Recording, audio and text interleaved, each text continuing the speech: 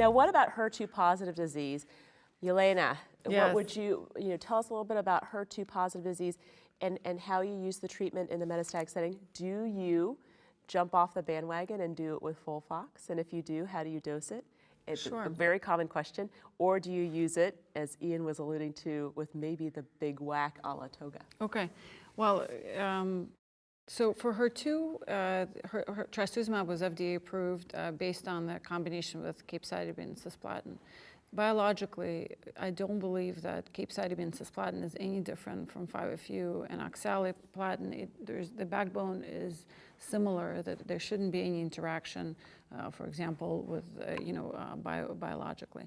So if a patient is not going on a first-line study, then generally I do use it with FOLFOX, and I dose trastuzumab every other week with 6 mg per kg bolus, loading dose, followed by 4 mg per kg with every other week FOLFOX. And it's well tolerated, and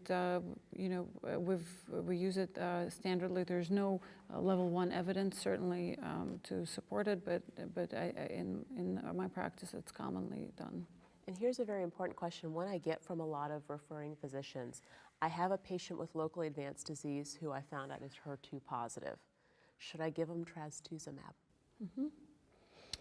What do you say? Clinical trial, of course. That's right. What is available to you in terms of clinical trial?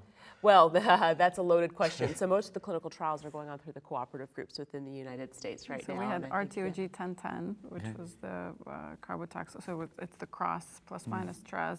That's completed, but there are several trials that are in planning, and I know there's some ongoing in the US. In Europe we actually have a study called Innovation, which is run by the EORTC group, and essentially, yes, for HER2 positive, they get randomized to cisplatin plus fluoropamidine. Usually we use capecitabine, and one of the arms is the additional trastuzumab to XP regimen, and the other arm is trastuzumab and pertuzumab adding to that, and it's given perioperatively. So they give it before operation, surgery, and then after operation for the HER2 positive patients.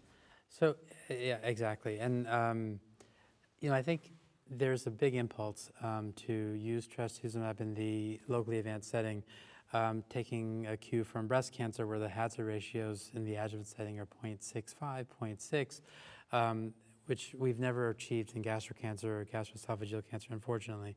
So, I understand that there's the significant drive.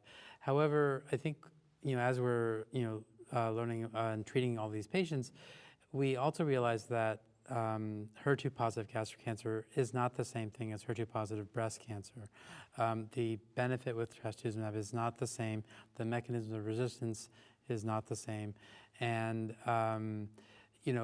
for esophageal cancer, you're radiating the chest, and with the use of Herceptin, you have to worry about safety and things like that. So I think that outside of a clinical trial, which is probably always the right answer, I would just, word of caution of using a HER2-directed therapy in the neoadjuvant or adjuvant setting.